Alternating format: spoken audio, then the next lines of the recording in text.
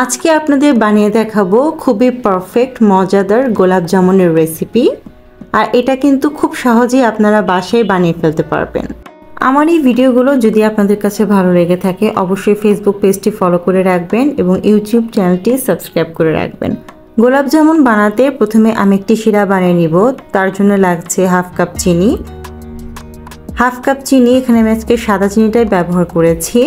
আর তার জন্য দিয়ে দিচ্ছি পানি 3 কাপ। চিনি আর পানির পরিমাণটা কিন্তু এরকমই রাখতে হবে।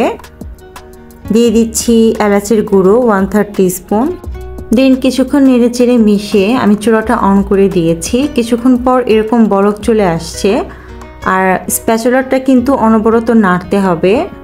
না নাড়লে যেটা হবে চিনির নিচে কিন্তু লেগে আসবে, তখন কিন্তু শিরাটা ভালো হবে না। এরকম অনবরত নাড়তে নাড়তে শিরাটা তৈরি করতে হবে। আমার রেসিপিগুলো যদি আপনাদের কাছে ভালো লেগে থাকে অবশ্যই চ্যানেলটিকে সাবস্ক্রাইব করে দিবেন, ফ্রেন্ডস অ্যান্ড ফ্যামিলির সাথে শেয়ার করে দিবেন। দেখতেই পাচ্ছেন শিরাটা অনেকটাই ঘন হয়ে এসছে। আর এর থেকে বেশি ঘন করার কোনো দরকার নেই। চিনিটা গলে আসলেই এরকম হাত দিয়ে চেক করতে হবে যে শিরাটায় কোনো তার হচ্ছে কিনা। 2 তার করার কোনো দরকার নেই, সামান্য একটু হাতে এরকম লেগে আসলেই বুঝতে হবে শিরাটা রেডি হয়ে গেছে। এখন এটাকে ঢেকে চুলাটা বন্ধ করে আমি এক সাইডে রেখে দিচ্ছি। আর আরেক সাইডে আমি গোলাপ জামুনের যে মিক্সচারটা সেটা তৈরি করে নিব। তার জন্য ঘি নিয়ে নিচ্ছি 1 টেবিল স্পুন। আর দুধ নিয়ে নিব আজকে আমি 2 কাপ। সুজি নিব 1 কাপ। 1 কাপ সুজির জন্য কিন্তু 2 কাপ দুধটাই পারফেক্ট হবে। দুধ আর ঘিটা মেশানোর পর আমি এখানে সুজি দিয়ে দিচ্ছি। একটু ভালো মতো নেড়ে চেড়ে এটাকে খুব ভালো মতো মিশিয়ে নিতে হবে প্রথমেই, অনবরত নাড়তে নাড়তে। আর চুলার আঁচটা কিন্তু এখন একদম লোতে আছে।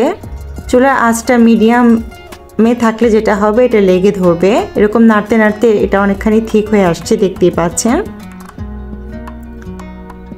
যখন এটার মিক্সচারটা এই পর্যায়ে আসবে একটা ডাফের মতো, তখন বুঝতে হবে এই ডাফটা একদম রেডি মিষ্টি তৈরির জন্য। এখন আরেক সাইডে হালকা কিছুটা গরম কমে যাওয়ার পর আমি এটাকে খুব ভালো মতো মথে নিচ্ছি। প্রায় 5 মিনিট ধরে এটাকে আমি মেখে নিতে হবে। আমি মেখে নিব এরকম হাত দিয়ে চেপে চেপে খুব ভালো মতো মেখে নিতে হচ্ছে। মাখাটা শেষ হয়ে গেছে। এখন হাতে হালকা আমি ঘি মেখে আমি এটাকে গোল গোল শেপ করে নিব। গোলাপ জামুন যেরকম হয় আপনারা দোকানের মিষ্টি খেয়েছেন, এরকম গোল গোল শেপ করে নিতে হবে। 2-3টা মিষ্টি আমি বানিয়ে আপনাদেরকে দেখিয়ে দিচ্ছি, ঠিক এরকম হবে সাইজটা।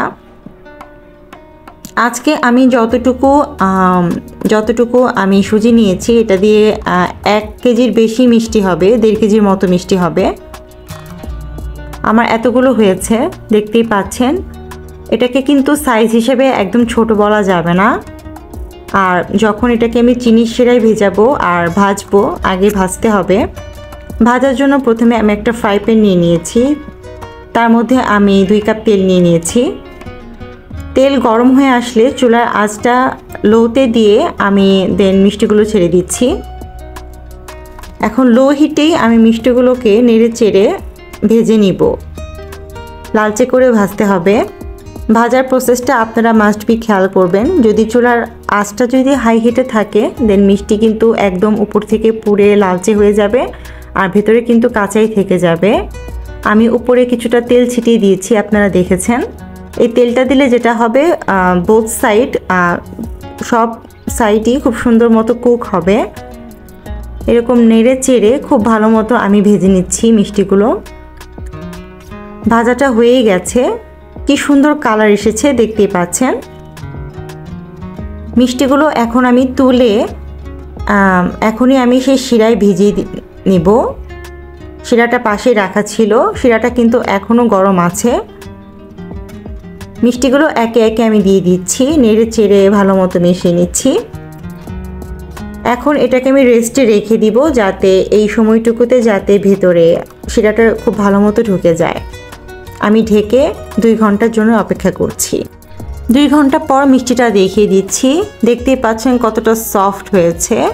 রেসিপিটি কেমন লাগলো অবশ্যই জানাবেন। আমার জন্য অনেক অনেক দোয়া করবেন।